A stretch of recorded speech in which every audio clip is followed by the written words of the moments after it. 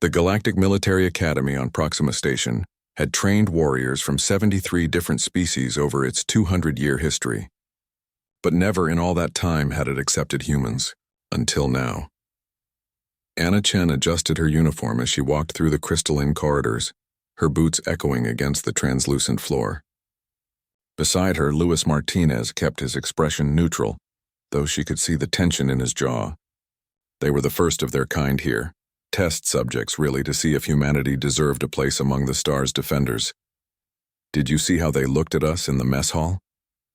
Luis muttered. "Like we're zoo animals," Anna replied. "Let them stare. We're here to prove something."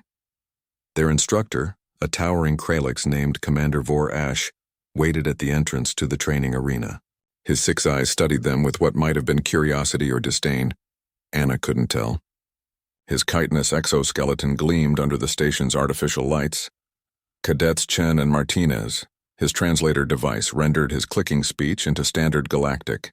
"Today you join Tactical Training Group 7. You will participate in the gravitational resistance assessment."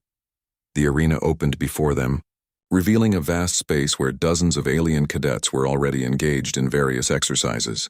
Anna recognized some species from her briefings: the serpentine Scythrel, the crystalline Luminae, and the hulking, bear-like Thorvins. At the center of the arena stood a series of weighted pylons, each marked with progressive difficulty levels. A group of cadets, 3 Thorvins and 2 Luminae, struggled with a pylon marked Level 4, their combined effort barely lifting it a few inches off the ground. "The gravitational resistance pylons," Vorash explained, "simulate combat conditions on high-gravity worlds.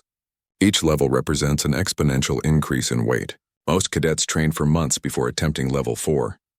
A Thorvin cadet, massive and covered in thick brown fur, finally gave up, dropping his end of the pylon with a thunderous clang. "It's impossible," he roared. "The gravity multipliers are malfunctioning." "The equipment is functioning perfectly, Cadet Rorgan," Vorash replied coolly. "Your species simply lacks the necessary strength-to-mass ratio for this particular challenge." Anna exchanged a glance with Luis. They'd reviewed the station specs during their journey. Proxima Station operated at 0.8 Earth gravity, lighter than what they'd grown up with. And these cadets were struggling with exercises designed for their physiology, not human. "Commander," Anna said, stepping forward. "Permission to attempt the exercise?" The arena fell silent. Dozens of alien eyes turned toward her, some curious, others amused, most skeptical.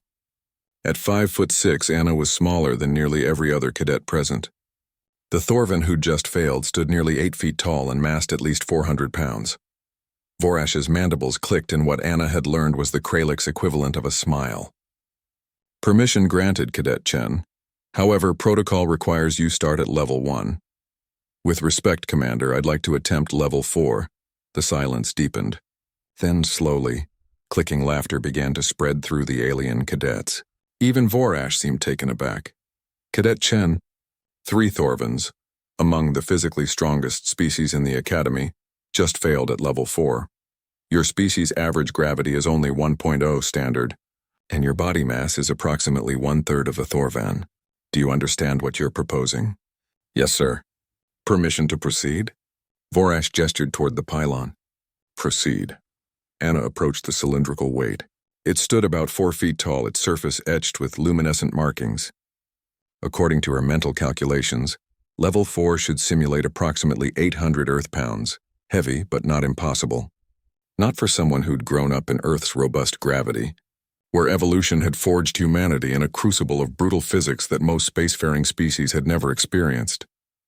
She gripped the pylon's handles, adjusted her stance, and engaged her core. Then, with a smooth motion that looked almost casual, Anna lifted the pylon with one hand, hoisting it to shoulder height. The laughter died instantly. She held it there for a moment, steady as stone, then switched hands and lifted it with her left. The luminescent markings pulsed brightly, confirming the weight and gravity multiplier were functioning correctly. "Would you like me to attempt Level 5, Commander?" Anna asked, her voice calm. Vorash's translator device made a strangled sound. She'd shorted out his vocabulary circuits. Around the arena, cadets stood frozen in disbelief. Luis couldn't suppress his grin. "Sir, if I may? I'd also like to attempt Level 4. What followed would become legend in the Academy's halls. Lewis not only lifted level 4 with one hand, but proceeded to perform a set of overhead presses, counting out loud in English while alien cadets watched in stunned silence. Anna moved to level 5, then 6, finally stopping at level 7, not because she couldn't lift more, but because the equipment wasn't rated higher. A young Scythril cadet, her scales shimmering with agitation, slithered forward. "How?" she hissed. "Your world's gravity is standard. Your musculature appears inferior. This defies all physiological modeling." Anna set down the pylon carefully. "Our homeworld's gravity isn't special," she explained, "but Earth's ecosystem is. We evolved alongside predators that could run faster, climb better, and fight harder than us. We survived not because we were strongest, but because we could outlast anything. We developed persistence, endurance, and a musculature designed for sustained effort," Lewis added. "Where we come from, an average human can run for hours without stopping. We can heal from injuries that would kill most species. We can function in temperature ranges that span hundreds of degrees. Our gravity isn't special, but it made us efficient." Vorash approached slowly, his exoskeleton reflecting the arena's lights. His translator device finally recovered. "I have underestimated your species, cadets. The Galactic Military Council will be very interested in this assessment." Anna and Lewis exchanged knowing looks. They'd passed the first test. But this was just the beginning. Humanity had a place among the stars. They just had to show the galaxy what 3 billion years of evolution on a death world could produce. As they left the arena, whispers followed them in a dozen languages.